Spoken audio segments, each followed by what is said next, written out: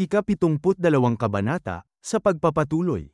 Habang malalim na nag-iisip si Yomdo, sinabi sa kanya ng opisyal ng Chonmo na si Hwaryong Yomchien, ang samurai ng aming Chienmo ay tatamasan ng pinakamagandang tirahan, pangangalaga, at pribilehiyo. Dagdag pa nitong naiisip niya na sinabi sa kanya na sige, magkikita tayo sa loob ng 3 araw. Na napasabi siya sa isip na putya, ganito ba ako ibinebenta? Naiisip pa niya si Ryu na may malademonyong ngiti na sinabi sa kanya habang tumatawa na hehe. Dahil ako ang master mo, kalahati ng sahod mo magiging akin. At lalabas ka agad kapag tinawag kita. Bilang kapalit, bibigyan kita ng kaunting dangal. Hihihi, na nakapikit niyang sinabi sa isip na dahil sa demonyong gagawang yun. At ngayon naipit ako sa isang lungga kung saan kailangan kong turuan ang mga tanga kasama ang yelong walang hiyang yun. Ako rin ay isang samurai tulad niya. Hindi, inihayag niya na siya ay mas dakila. Kaya siguro mas mababa ang ranggo ko kaysa sa kanya. Napangiwi siya ng muka habang nakatungo na nasa noo ang kanyang mga kamay na sinabi pa sa isip na naku. Nakakabwisit, para pala akong ipinagbili para magtrabaho para sa kanya? Mas mainam pa sigurong pinatay niya na lang ako. At isang taong naitulak sa isang di maipaliwanag na krisis, minsan, ang mga kakaibang karanasang iyon ang nagdudulot sa kanila ng kaliwanagan. Noong araw na nilagdaan ng kontrata sa trabaho sa Chienmo, para kay Yomdo. Matapos ang ilang araw ng tuloy-tuloy na pagmumuni-muni dahil sa matinding pagkabigo at pighati, sa isang himala, pumasok siya sa espasyo ng kaliwanagan.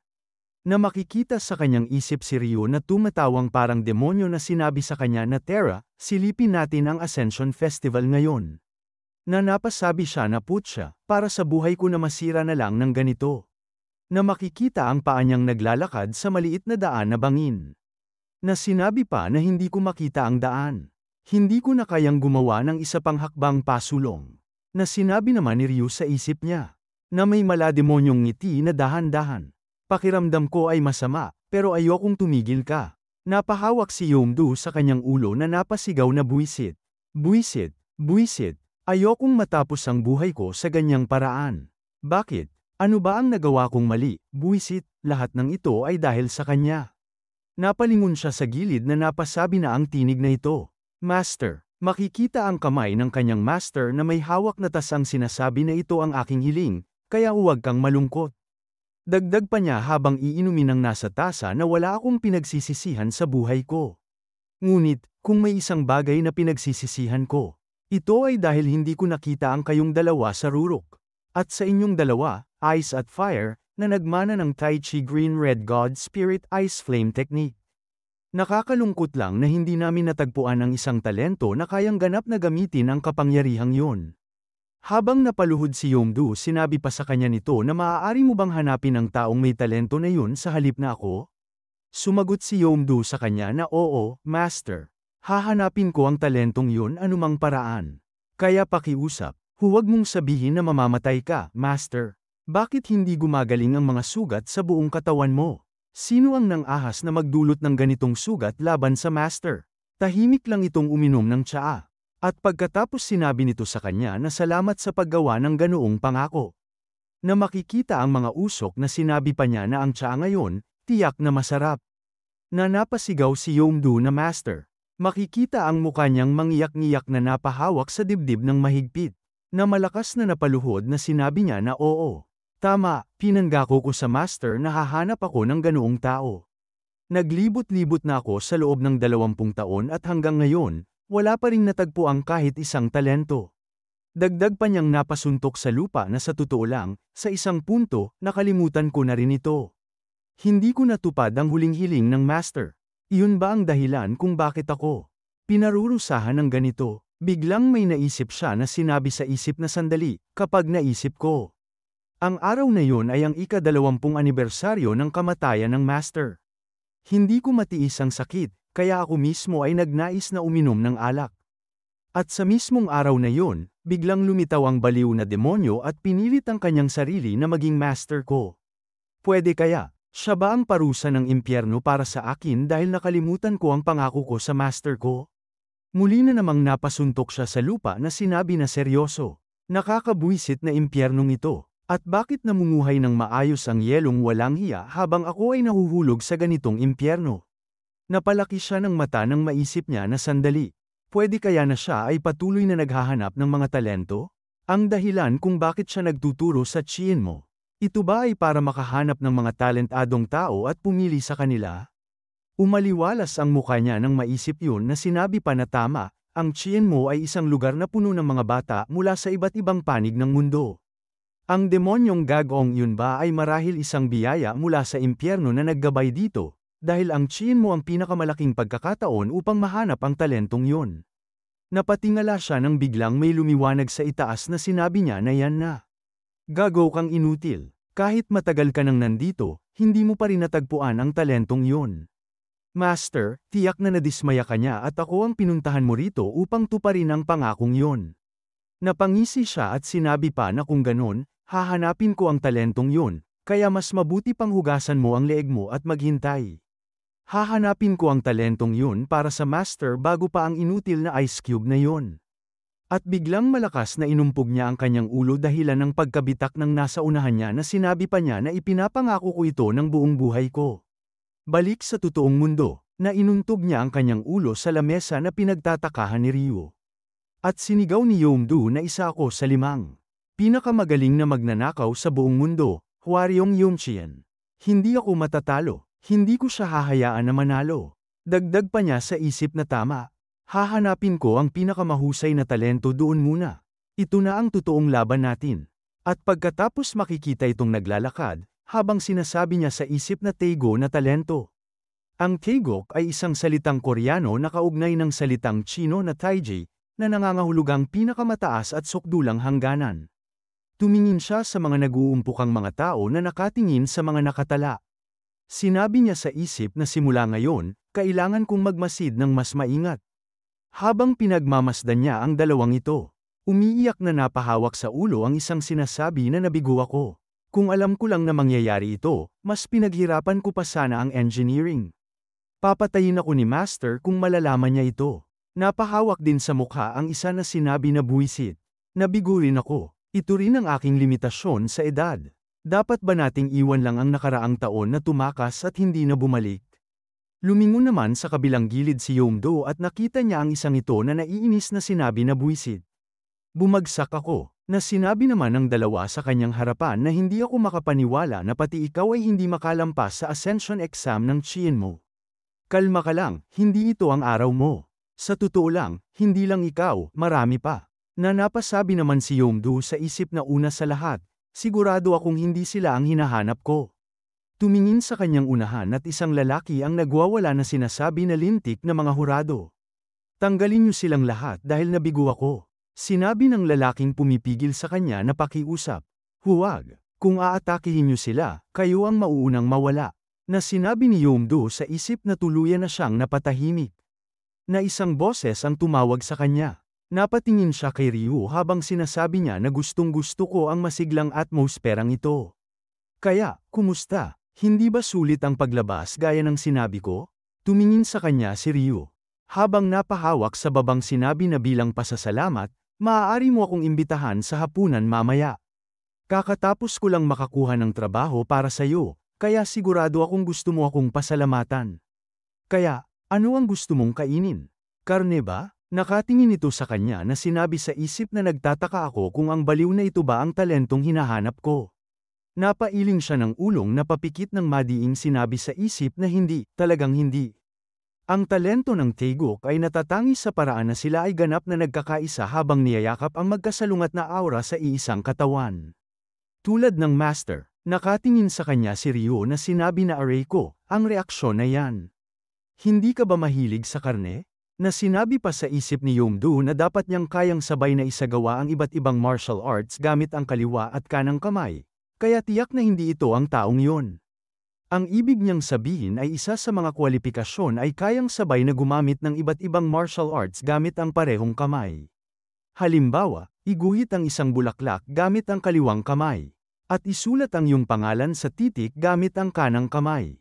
Muli na namang tumingin sa kanya ito na sinabi sa isip na higit pa riyan, ang demonyong ito ay wala ring dalisay na enerhiya tulad ng sa Master. Ang taong ito ay, na hindi na niya ito naituloy nang sabihin sa kanya ni Ryu na syempre tatanggapin ko ang alok mo kaya hindi mo na kailangang mag-alala. Pero ikaw, ayos ka lang ba na kumain ng damo imbes na karne?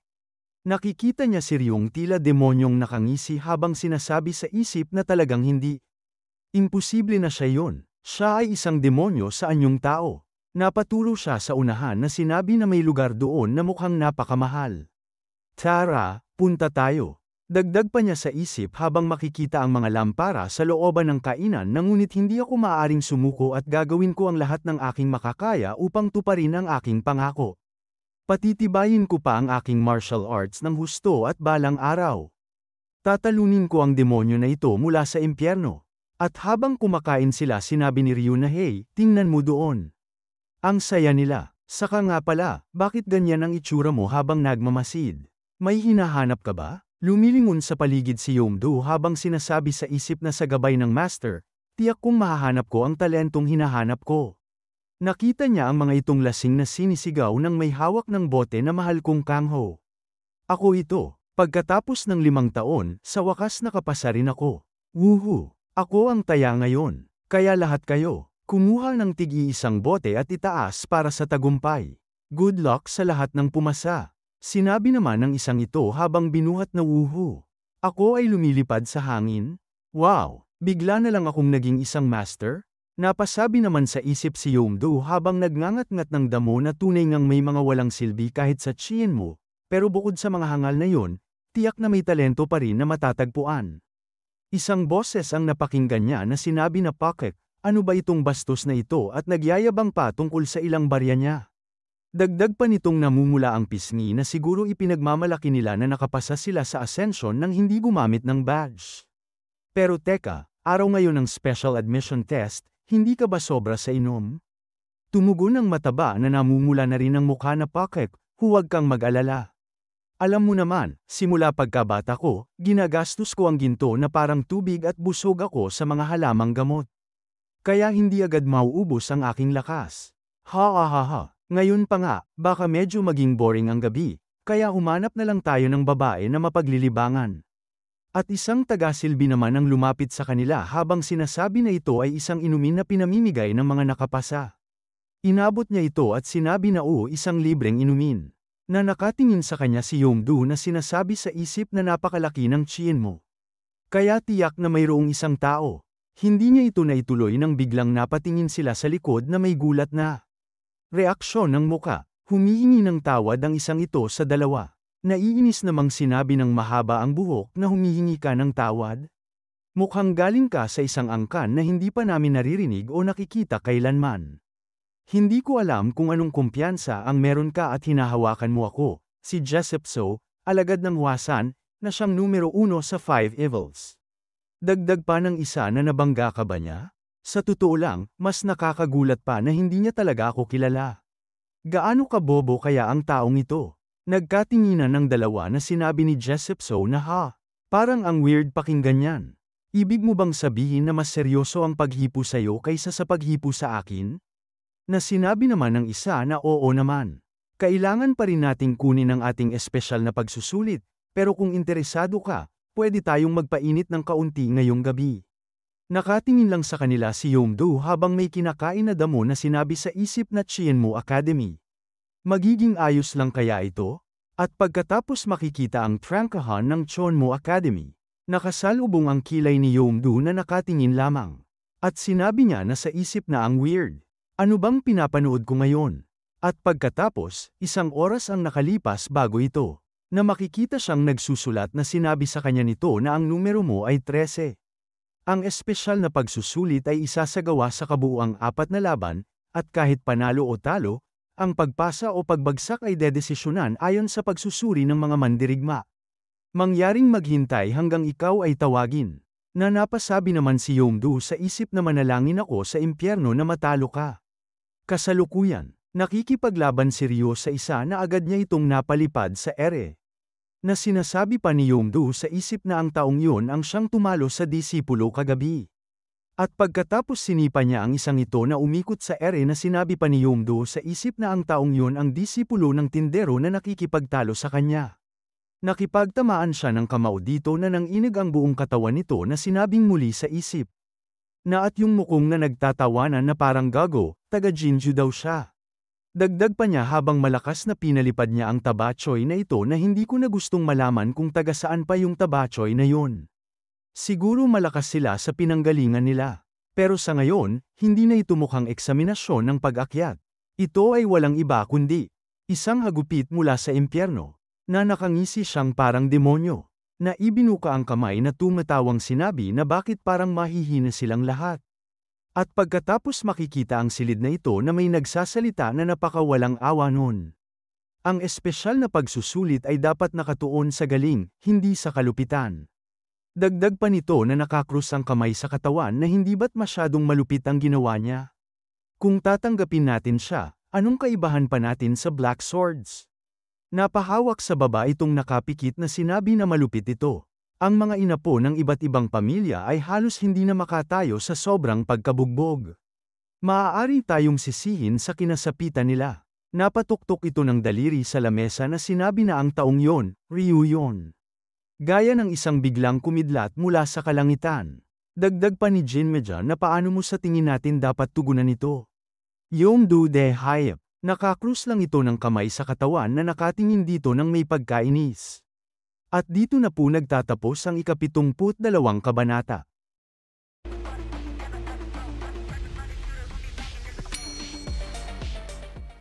Ika-72 kabanata. Habang tahimik na nakatingin sa gilid si Yomdo, natataranta naman siya sa isip na sinasabi na teka, posibleng ito na ba ang pagkakataon ko para ipahiya ang demonyong yun? Dagdag pa ng nasa gitna na hindi, kapag nalaman niya balang araw ang ginawa ko, tapos na ako. Sinabi pa ng pangatlo na buwisit, mas nakakasuka pa kaysa sa panas na alak ang tumulong sa demonyong yun. At pagkatapos malakas na sinigaw niya habang isinuntok sa lamesa ang nag-aapoy nitong kamao na buwisit. Bakit mo ako tinutulak sa ganyang tanong?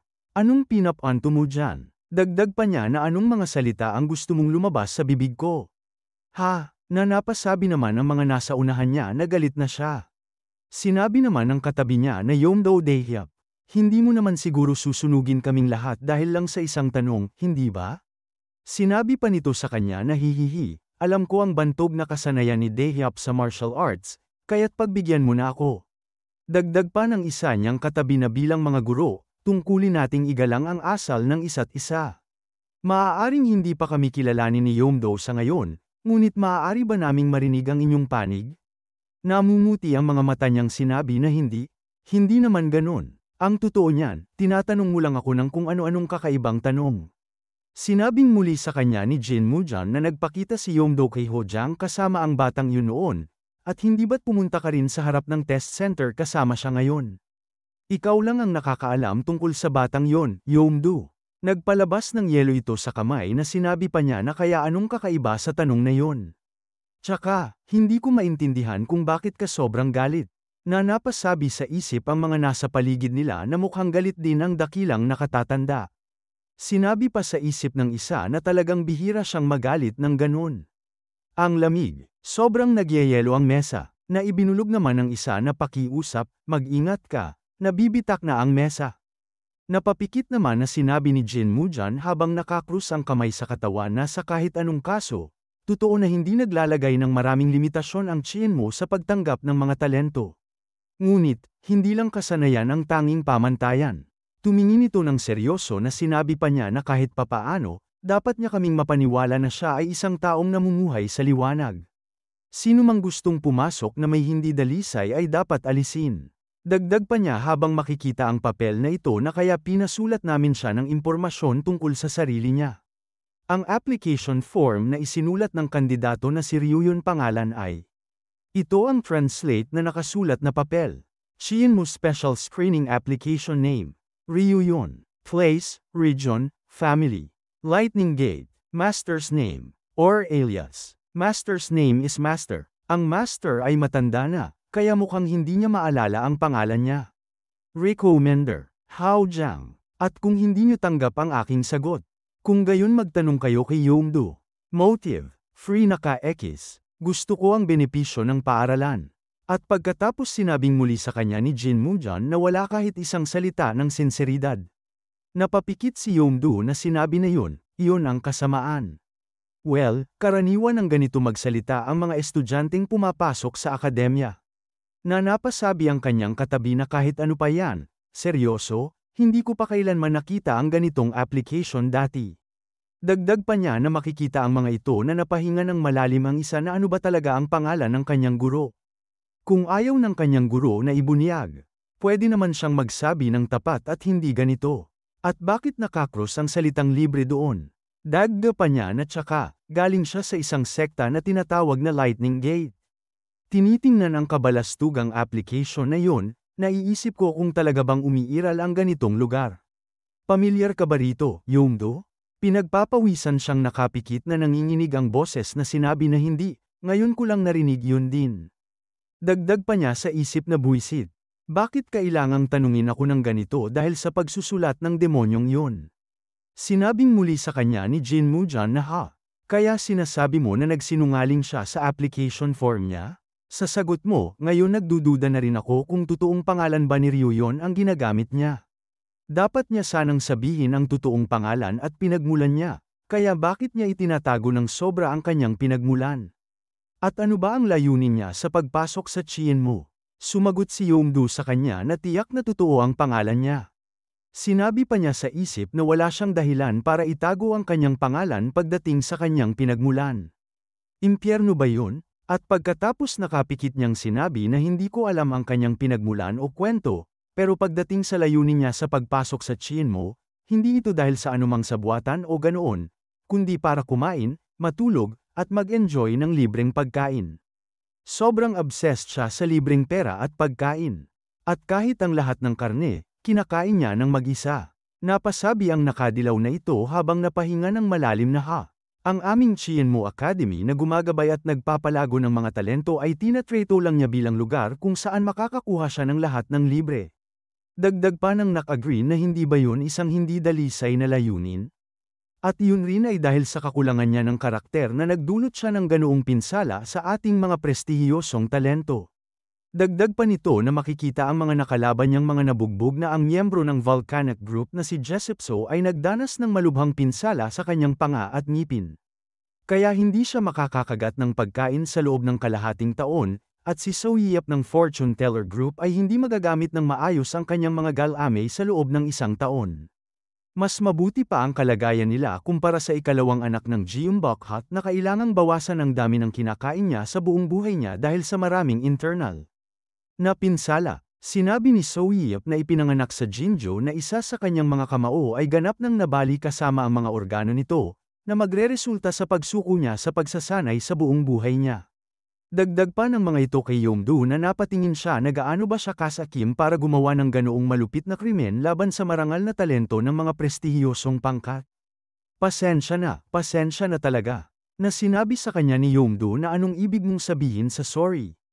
Sinabi pa niya sa kanila na ang ginawa niya ay talagang hindi normal para sa isang taong naghahanap lang ng libreng pagkain.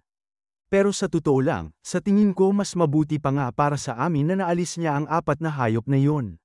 Mula sa nakita ko noong nakaraan, balak ng mataba at ng kasama niya na gumamit ng hindi banal na insenso para gahasain ang isang dalagang babae buong magdamag. Hindi banal na insenso, isang pabangong nakalilito sa isip, ginagamit para sa masamang layunin. At pagdating naman sa lalaking galing sa Volcano at Fortune Teller Group, dinurog at ginulpi nila ang isang walang kalaban-labang bata na nakasalubong nila. Sobrang mayabang pa sila na nag-umpisa pa silang mag-away sa isa't isa. Iyan ba ang ideal na talento para sa Chien mo? Pagkatapos noon, narinig ko rin silang nagsabi na ang mga disipulo ng mga walang pangalang clan ay wala ng iba kundi baboy. Alam ng lahat yon. Sang-ayon ka pa ba na sila ay mga talento na may mabuting puso? Na napasabi ang nakadilaw na hindi pwede yon. Na napatahimik lang na nagulat ang nakakulay rosas na damit. Na sinabi naman ng nak-agree na hindi ko alam na ganitong mga hangal pala sila. Uminom ng tsaa nitong sinabi na kaya yun ang dahilan kung bakit ginawa yun ng aplikante na si Ryuyon. Para parusahan sila. Dagdag pa ng katabi nito na naku, sa tingin ko, nagkamali kami sa pag-unawa sa kanya. Na napasabi naman sa isip si Yomdo na may mabuti ba siyang intensyon? Mula sa nakita ko, parang masaya pa nga ang demonyong yon. Sa pagpapahirap sa kanila, napahawak siya sa baba na sinabi niya na kahit paano. Na biglang sinabi sa kanya ni Jin Mujan na makita si Yomdo Daehyap na pinuprotektahan ang isang tao ng sobra, napakaganda. Dagdag pa nito sa kanya na kung totoo ang lahat ng sinabi ni Yomdo, malaking pabor ang ginawa ng batang si Ryuyon sa atin. Sinabi pa niya habang makikita ang mga gusaling ito na dahil ginagarantiya siya ni Yomdo, tiyak na hindi na kailangan pang tutulan siya pagdating sa kasanayan. Makikita ang paa ni Ryu na sinabi sa kwento na maliban sa pagtanggap ng Chien mo sa pagpasok ng demonyong ito. Pagpasok, ikinategorya siya bilang isang paksa para sa espesyal na pamamahala at sasailalim sa hiwalay na pagmamatsyag. Mananatili siyang binabantayan hanggang matapos ang investigasyon. Nakumaway siya na sinabi na kaya sa tingin ko, tapos na ang lahat. Makikita si Yomdo na sinabi pa sa kwento na siya ang mananagot sa anumang gawin niya. At depende sa sitwasyon, baka kailangan niyang tumanggap ng mas maraming responsibilidad. Na sinabi niya sa isip na ang walang hiyang ice cube na yon. Kahit paano, wala akong gana na manatili dito ng matagal kapag nahanap ko na ang isang talento na kailangan ko. Na sinabi sa kanya ni Ryo na bakit ka natagalan. Tumugon siya na iyon. Kakalabas ko lang sa pulong. Dagdag pa sa kwento na kung wala si Yomdo sa tabi niya, patuloy siyang susubaybayan ng palihim. Pero hindi siya dapat makaalam. Sinabing muli ni Ryo sa kanya na bueno, hindi ko na kailangan gawin uli ang test na yon. Diba, binigyan ba nila ako ng anumang scholarship? Libre naman ang tuition ko, pero paano naman ang scholarship? Tumugon siya na absolutely hindi. Dagdag pa niya sa isip na buwisit, akala mo ba sasabihin ko sa iyo na maging mas maingat ka sa hinaharap? Pero sa tingin ko, pabayaan na lang kita. Tumuro siya na sinabi na pakinggan ko ang natitirang kwento habang kumakain tayo. Oh syempre, para ipagdiwang ang pagpasa ko, kailangan mo akong pasayahin. Naiinis si Yomdo na naglalabas ng enerhiyang sinabi sa isip na bakit ako na naman. Ang demonyong ito, hindi ko na iniintindi ang pagbibigay babala sa iyo. Habang naglalakad naiisip niya ang mga senaryong mangyayari kapag nagkita sila ng kanyang mga disipulo na sinasabi na ang tagal na mula nang bumalik tayo mula sa Mount Amisan. Sinabi ni Jin sa kanya na parang panaginip lang noon. Napahawak sa ulo si Gangsang na sinabi na haha, oo nga, naiisip ko kung maayos kaya ang master. Parang impyerno noon, pero dahil sa master, nandito tayo ngayon kung nasaan tayo. Napalingon ang mga ito na sinabi niya na nararamdaman niyo ba ang pasasalamat? Nagulat si Gangsang na sinabi niya na iba na ang hitsura mo. Pero wag mo sabihin, ikaw ba ang master? Dagdag pa ni Jin na pumunta ka sa Chien mo, master? Tumugon siya na hey, kamusta na kayo?